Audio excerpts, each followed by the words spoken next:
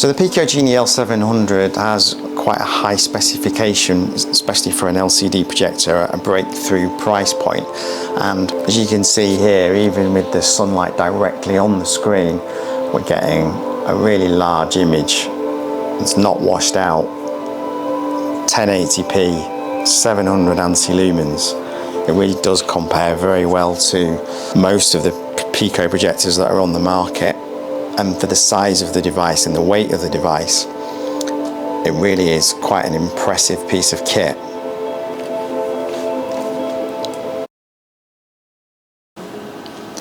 So with the curtains closed or on a dark night, then you get a fantastic image. Contrast is obviously boosted, but you can see it's not that much of a difference from the daylight setting, which shows you what a fantastic spec it has in terms of the overall brightness package with the resolution packaged together with the brightness gives you a really high quality projector at what is a really good breakthrough price point at around £199. One of the other things to mention about the L700 is how you set it up in terms of the positioning. So at the moment we're looking at an 83-inch screen, which is 2.25 meters away. So obviously if you bring it back, it will go up to 300 inches, so you can get an absolutely massive screen. The quality will still be good. Obviously it's going to be better at an optimum size of around 200 inches, 250 for example, but you'll still be able to visualize good quality images at 300 inches. So just by way of comparison, this is what it's like with the curtains closed and the lights off, and if you turn the lights on, we do have spotlights directly above the image shining onto it. You can still see it crystal clear, and again it's an 83-inch image, so you could get double that no problem. Obviously you're going to have a bit of space to be able to fit the larger image in, so you have a look at the throw ratio tables on the product specs to find out how it fits your room setup. Another important thing to think about when you're buying a LED projector or a lamp-based projector or laser for that matter is the lamp life. So laser and LED projectors will have a lot longer lamp life. So this particular model is LED and it's got an impressive 50,000 hour LED lifespan. So it will outlast traditional lamp projectors and reduce your running costs, so you're not having any expensive bulb replacements. So it does have a low running cost, so your electric bills are a lot lower as well when you're running an LED projector. If you look at the actual projector itself, it's actually quite a nice modern design as well. It's very sleek and understated and easily blends into any space. It's quite portable as well for an LCD projector. They do tend to be larger than the DLP LED projectors. This one is still lightweight. It's just around 2 kilos, still fits in your carry-on luggage if you're going abroad or want to sling it in the back of the car. It's easy to do. In terms of the applications for this particular projector, it's probably one of the more wide-ranging ones. So it's great for home cinema, as you can see, but it's also great if you want to use it, you know, as a classroom setup for home schooling or business presentations, casual gaming. Next thing to look at is the speakers. So we've got dual 5-watt speakers, powerful enough to fill most spaces with quite rich sound. So you can connect external Bluetooth speakers as well if you want higher end audio, but you don't actually need to, because it will fill any room with these speakers.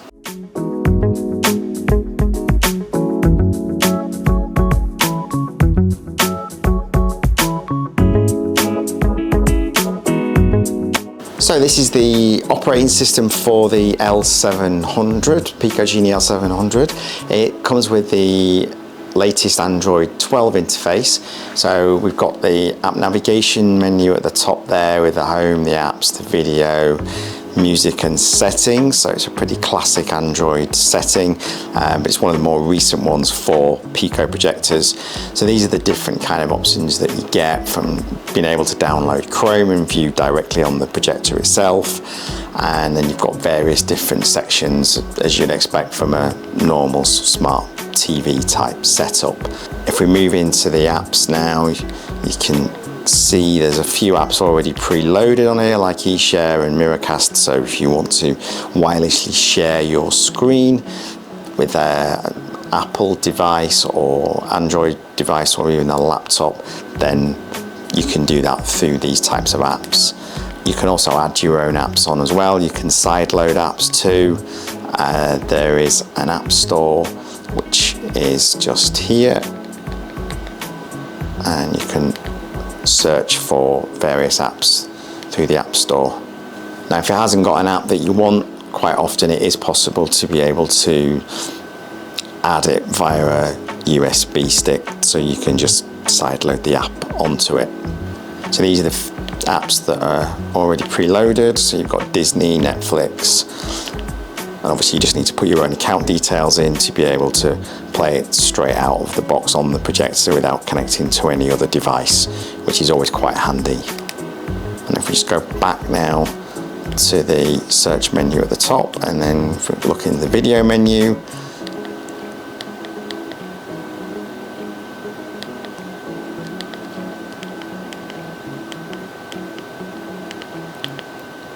and you can also put your favorite music apps, whether it's Spotify, Amazon or whatever, and load them up here as well, so you can play music. It does have quite good speakers on the L700 as well, so it does double up as a good music and video player.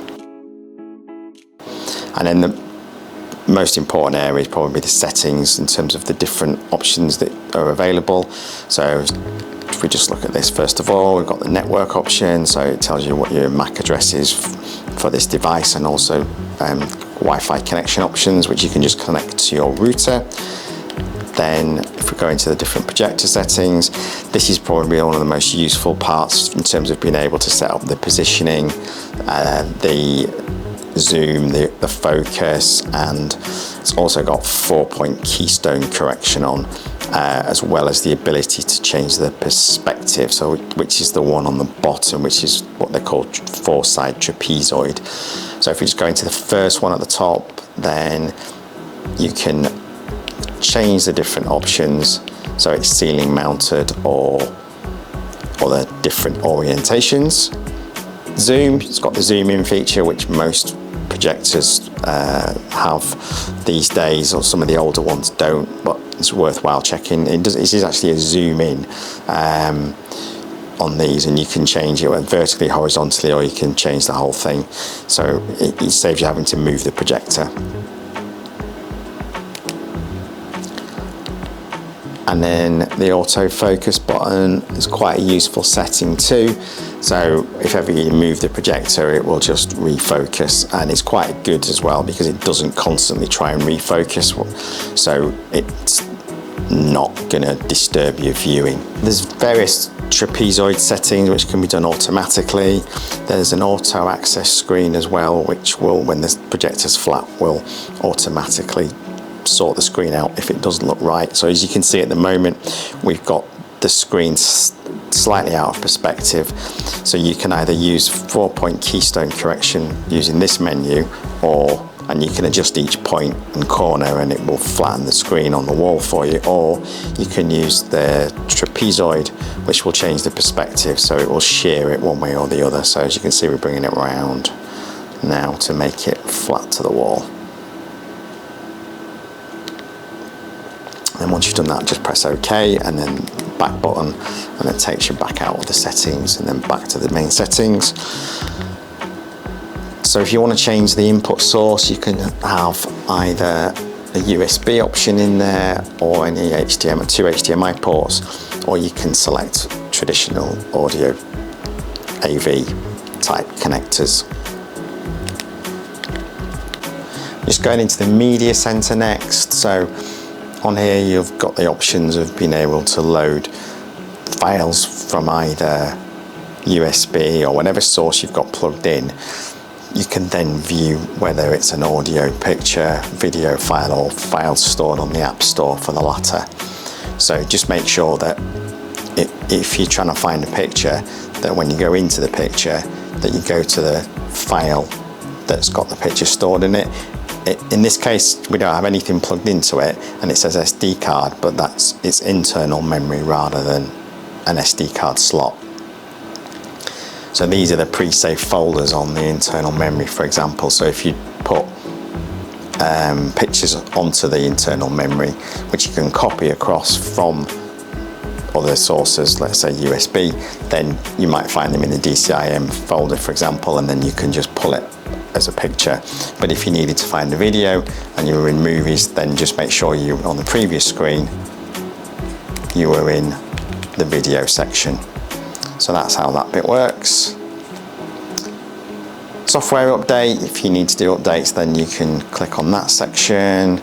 Bluetooth, just remember that Bluetooth is for speakers, audio, not for wireless transfer of movies or files. So you can connect various Bluetooth devices from there. Boot source is quite a good one. It allows you to automatically pre-select where you want your source to come from. So if you've got your HDMI plugged into, let's say, a Skybox or a DVD player, then you could have it selected to pre-start the projector with that particular source loaded in. Lots of languages to select from as well, as you'd expect, and then probably the most useful section here is the general settings under system, and this takes you through all the different time options, so you can even boot it at a certain time. You can set all sorts of different presets here, so if you wanted to turn it on at a certain time, then you could do that. Select all the different apps as well and shut it down at certain times. Sort out your screensaver and time and all of that. And then probably the one you'll use the most often would be the factory reset in this section, which is quite useful if the projector starts to show any signs of errors. Then just do a factory reset and it usually fixes most problems. And then if you've got lots of apps open and you just want to wipe them all or clear them off their internal memory for now, then you can just click on memory clean and it will clear the RAM from that particular session. So it won't wipe your apps that you've got loaded onto the system, but it will clean the RAM.